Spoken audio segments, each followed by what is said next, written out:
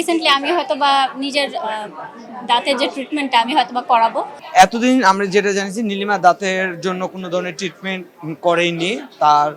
তো এখন কেন নীলিমা দাঁতের ট্রিটমেন্টের জন্য? আচ্ছা, সবকিছুই আমাকে যারা ভালোবাসে, আমার যারা ফ্যান ফলোয়ার্স তাদের জন্য।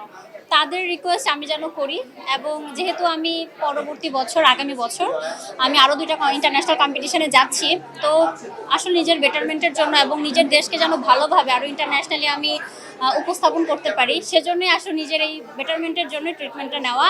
একদম আমি যেরকম আছি, আমি সবসময় বলেছি আমি সবসময় কনফিডেন্ট আমাকে নিয়ে, বাট তবুও নিজের কনফিডেন্টটাকে আরেকটু বাড়ানোর জন্য এবং আমাকে যারা ভালোবাসে তাদেরকে মুখে আরো হাসি ফোটানোর জন্য আসলে এই সিদ্ধান্ত নেওয়া। করোনা বা যে কোনো ভাইরাসের এগেইনস্টে ফাইট মানি ব্যাকট্রলের লেফট রাইট।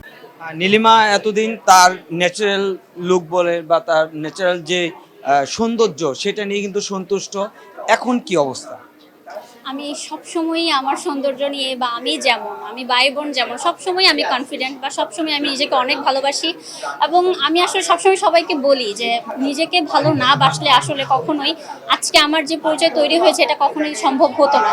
এবং আমি সবাইকে বলবো যে যে কোনো ধরনের বেটারমেন্টের জন্য, নিজের পরিবর্তনের জন্য আমি কখনোই এটা বলবো না যে কারো কথায় প্ররোচিত হয়ে আপনি এটা করেন। আমি সবসময় বলবো, আপনার নিজের যদি আয়নার সামনে দাঁড়িয়ে মনে হয় আমার এটা করা উচিত বা এটা করা দরকার, অবশ্যই আপনি করবেন। তবে এর জন্য এমন না যে আপনি নিজেকে এমনভাবে পরিবর্তন করবেন যেটার জন্য আসলে নিজে আয়নার সামনে দাঁড়ালে মনে হবে যে না, এটা করা ঠিক হয়নি। কি মনে হয় নীলিমা যদি অ্যাস্থেটিক ট্রিটমেন্ট করে নীলিমা আরো বেশি সুন্দর গ্ল্যামার্স হয়ে যাবে? আসলে চেহারা বা বাহ্যিক সৌন্দর্য দিয়ে তো আসলে ভেতরে সবকিছু সৌন্দর্য প্রকাশিত হয় না। আমি মন থেকে বিশ্বাস করি আমার ব্যবহার, আচার আচরণ সবকিছুর মাধ্যমে আমার যে আসল সৌন্দর্য সেটার বহিঃপ্রকাশ ঘটবে, এবং সেই সৌন্দর্য আসলে তো আর কখনো পরিবর্তন হবে না। আমি যেরকম ছিলাম, আমার ব্যবহার, আচার আচরণ, আমার শিক্ষা সবকিছু সেমই থাকবে।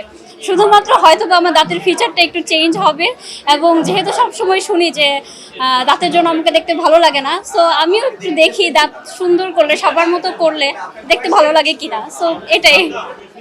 এর জন্য কি নীলিমার কনফিডেন্স লেভেল কখনো লো হয়, বা কখনো কি নীলিমা আপসেট হয় এই ধরনের যখন বুলিং হয় বা নীলিমাকে যখন ট্রোল করে? আমি কখনো আপসেট হই না, বাট একটু তো মন খারাপ হয়, কারণ আমরা দেখা যায় সবসময় চাই আসলে এমন একটি সমাজ গড়তে, বা আমি সবসময় আসলে এমন একটি বাংলাদেশকে ভবিষ্যতে দেখতে চাই যেখানে সবাই সবাইকে আসলে অনুপ্রাণিত করবে, উৎসাহ দেবে। এবং সেই জায়গা থেকে আসলে আমি যেরকম সবকিছু ফেস করছি, তো আমি চাই না আসলে আমার পরবর্তী জেনারেশন বা পরবর্তীতে যারা আমাদের এই সেক্টরগুলোতে কাজ করতে আসবে তারা সেই সেম জিনিসগুলো ফেস করুক। সেই জায়গা থেকে অবশ্যই আমার লো ফিল হয় না, বাট একটু মন খারাপ হয়।